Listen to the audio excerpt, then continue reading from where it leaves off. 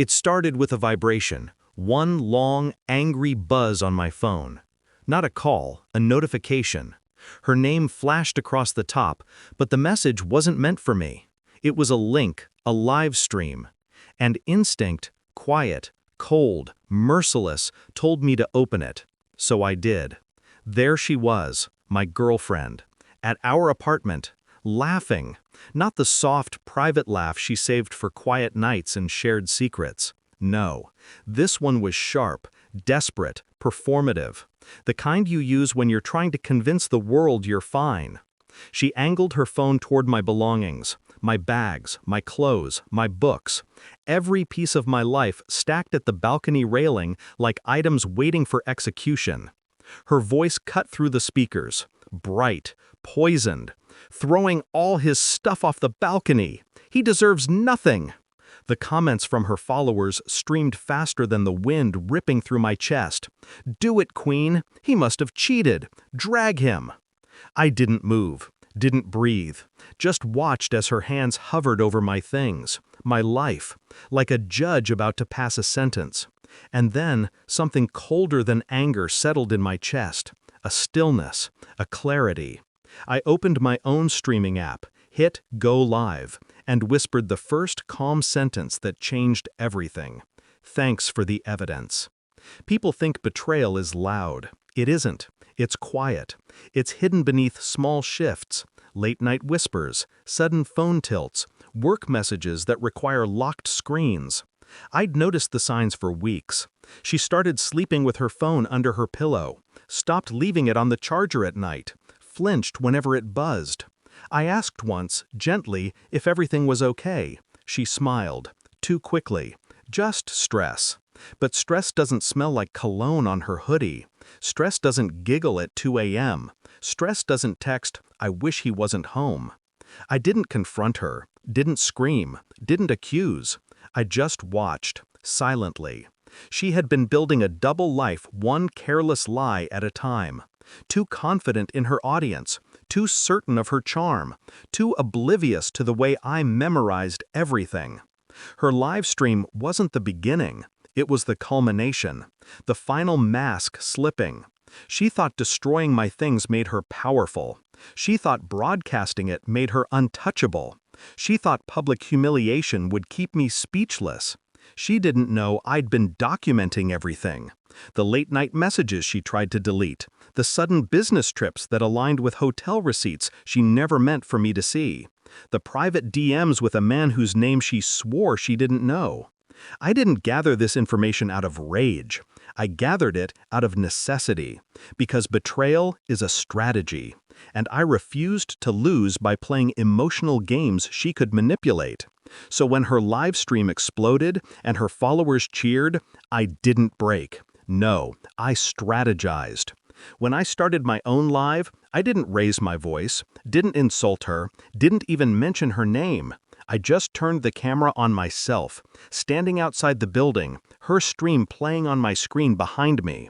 The viewers flooded in instantly. Some recognized the scene, others just sensed blood. I let them watch her, laugh, throw the first handful of my things into the air like confetti from a collapsing relationship. Inside, my heart didn't race. It slowed, measured, calculating. Every beat a warning.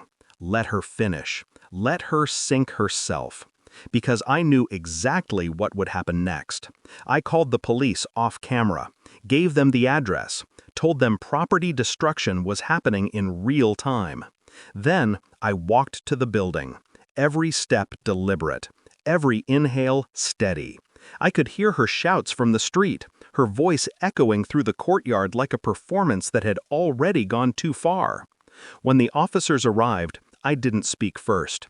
I simply showed them my phone, her live stream still running, 15,000 viewers and climbing, evidence that required no interpretation, no argument, no voice raised in defense.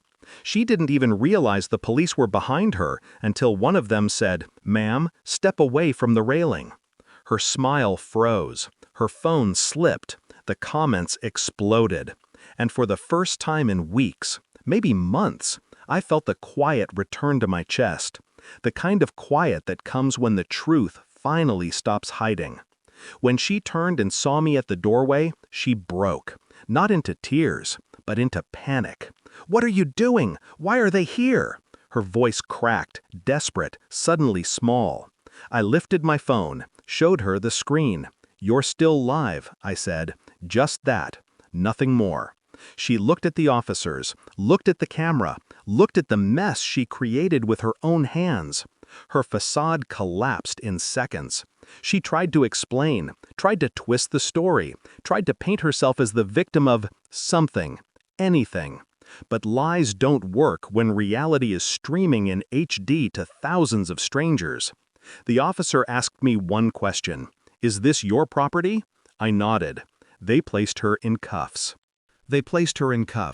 Her own live audience watched her face crumble, watched the confidence drain out of her, watched the truth swallow the last bit of performance she had left.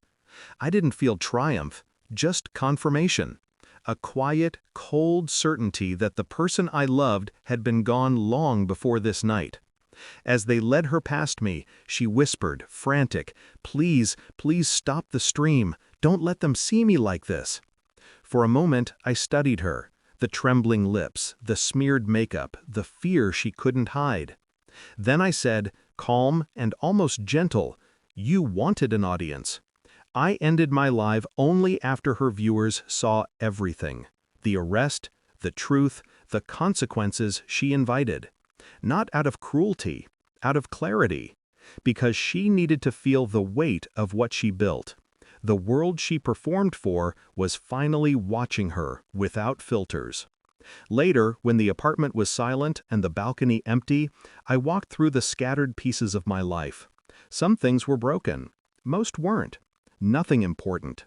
The real damage had happened long before tonight. I gathered what mattered and left the rest. I didn't wait for her to call from the station, didn't check social media, didn't read the comments. None of it mattered anymore. Betrayal stops hurting the moment you stop pretending the person who betrayed you was ever capable of love. As I closed the door behind me, I felt nothing. No heat, no cold, just distance. A clean, quiet separation from the version of myself that still believed her. And that silence, sharp, final, was the first honest thing in months. I didn't look back. Not once.